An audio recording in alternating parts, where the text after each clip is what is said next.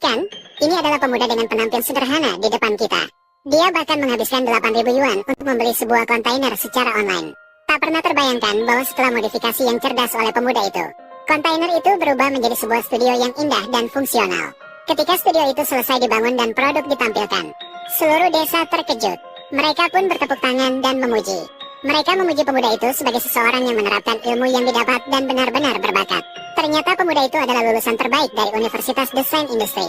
Setelah lulus, dia tidak pergi ke kota besar untuk berkarir. Sebaliknya, dia memilih untuk kembali ke desa kampung halamannya dan memulai bisnis bersama pacarnya. Awalnya, ketika orang tuanya mengetahui hal itu, mereka sangat marah dan menyalahkan pemuda tersebut. Mereka bertanya mengapa dia harus meninggalkan kondisi yang baik di kota besar. Mengapa dia bersikeras kembali untuk berwirausaha? Apa yang bisa dia capai di desa? Mereka bahkan sangat marah sehingga tidak memberikan sepeser pun kepada pemuda itu. Namun, pemuda itu tidak menghiraukannya dan merasa bahwa orang tuanya berpikir picik. Dia tetap berpegang pada pendiriannya. Beruntung pacarnya sangat mendukung pemuda tersebut. Dia tidak hanya mengeluarkan tabungan yang dikumpulkannya selama bertahun-tahun sebagai modal usaha untuk pemuda itu, tetapi juga secara langsung membantu pemuda itu dalam membangun. Kita bisa lihat, dia mulai dengan menggunakan lem foam dan papan busa untuk merekatkan dinding dan atap. Dengan cara ini mengisolasi suhu dingin di musim dingin dan suhu panas di musim panas. Kemudian dia akan membangun kerangka pintu besar di depan pintu dengan papan kayu. Di sini perhatikan detail instalasi.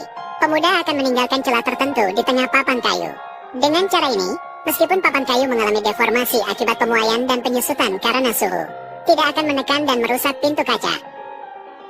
Setelah memasang pintu kaca ini, transparansi cahaya di seluruh ruang interior juga akan lebih cerah. Tertekan oleh pacar yang suka kebersihan, pemuda terpaksa membersihkan seluruh pintu kaca sebelum selesai, karena bekerja sampai larut malam hari sebelumnya. Jadi pemuda bangun pada keesokan harinya dan sudah malam lagi. Memanfaatkan malam yang sejuk, pemuda mulai memasang papan gipsum, agar setiap papan gipsum terlihat rata dan halus. Setelah memotong dengan baik, dia dengan teliti mengikat papan gipsum ke kotak menggunakan skrup.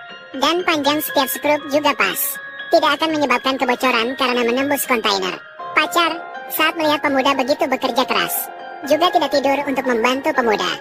Seperti yang dikatakan, pria dan wanita bekerja sama tidak merasa lelah. Setelah keduanya dengan sepenuh hati memasang papan gipsum di dalam, pacar keluar untuk memasakkan makan malam bagi pemuda. Hanya dia yang tetap di luar untuk melanjutkan pemasangan.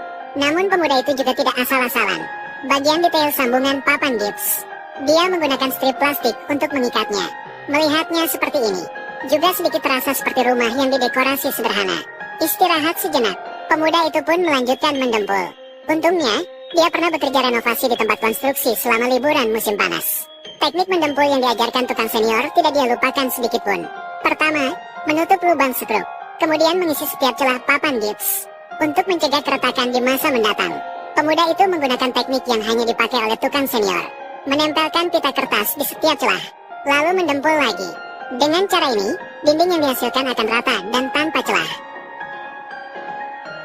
Setelah malam tiba, pemuda itu kembali ke tempat kerja, menghaluskan permukaan dinding yang sudah didempul.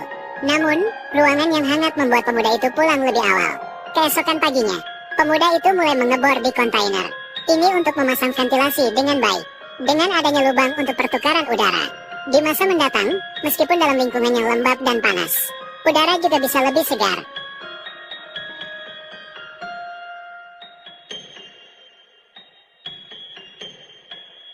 Tentu saja, mengoleskan lem di sekitar ventilasi juga dapat lebih baik mencegah kebocoran air hujan. Uji cek dengan menyalakan listrik, ini juga sempurna mencapai harapan. Selanjutnya, pemuda melanjutkan dengan metode pemasangan yang sama seperti sebelumnya. Namun, hanya 2 lubang pembuangan saja tidak cukup. Oleh karena itu, pemuda itu membuat 2 lubang udara lagi di bagian bawah. Celah di tengah juga diisi dengan busa. Dapat menghindari cat mencemari permukaan. Menyetel dengan baik seember cat kotor, pemuda mulai mengecat seluruh dinding dan atap. Untungnya, saat bekerja sebagai pekerja musiman di lokasi konstruksi, ia belajar banyak hal. Ini juga memberikan banyak bantuan untuk membangun kontainer ini. Memberikan bantuan yang tidak sedikit, agar lebih mencolok, juga memiliki dimensi yang lebih. Pemuda menggunakan tape untuk membagi garis, kemudian mengecat bagian bawah dengan cat abu-abu gelap. Selanjutnya adalah memasang meja kerja untuk meletakkan barang. Tentu saja, meja kerja yang kokoh tidak bisa lepas dari dukungan segitiga yang stabil seperti ini. Lantai juga memerlukan dua penyangga yang sangat kuat. Dua penyangga berbentuk pai ini merupakan dua penyangga terpenting dalam proses kewirausahaan pemuda. Untuk menunjukkan bahwa ini adalah milik pemuda, studio pertamanya yang dimiliki. Ia bahkan mencetak logo pribadinya di sana. Sekilas terlihat, versi sederhana dari studio ini telah selesai secara awal.